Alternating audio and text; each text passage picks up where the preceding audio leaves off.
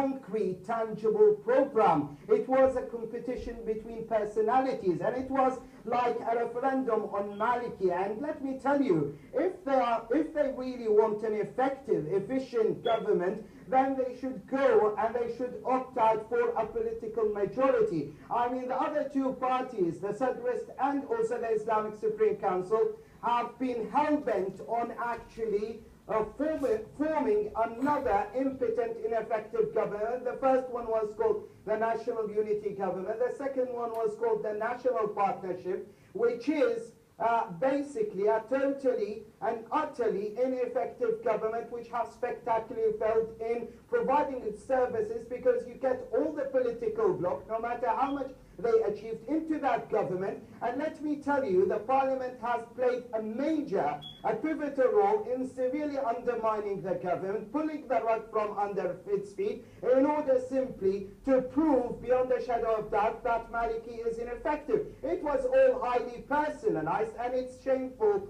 to see that part and parcel, some of the blocs within the National Alliance have actually colluded and condoned what the leader of the parliament, Mr. Nujayfi, has done openly in order to throw a spanner in the works of the government, although all the political blocs, which is astonishing, have been represented in the government. It's unheard of to do this major act of sabotage, to torpedo all the government measures and all the laws passed on from the government to the parliament, which is led by Al-Nujayfi, who's openly defied the government and openly tried his absolute best to actually come up to the conclusion that nothing works in the country, and it's all down to Maliki, which is totally and utterly unfounded and baseless. And that's what we've been talking about. When I say there are no other candidates, basically the other political blocs within the National Alliance want more of the same. Let's look at the third candidate, Ibrahim Bahr al-Ulum, who was the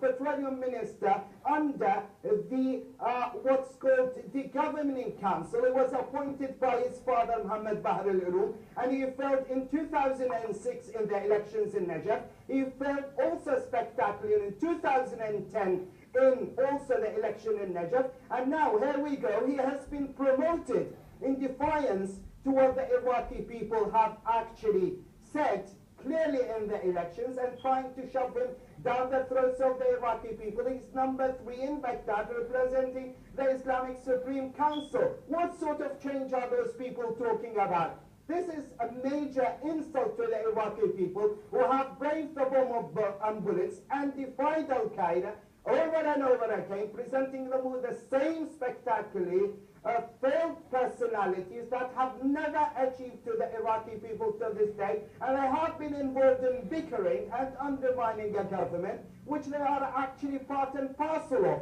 This is absolute nonsense, and the Iraqi people know what they should be voting for is a political majority rather than the impotent national partnership government. Okay, Mr. Isa, we do government that have never worked in previously, and it has been. Okay, Mr. Isa, we do have to come back to the studio because I want to get Mr. Kambar's thoughts on some of what you just said there. A lot being said there, quite a condemnation.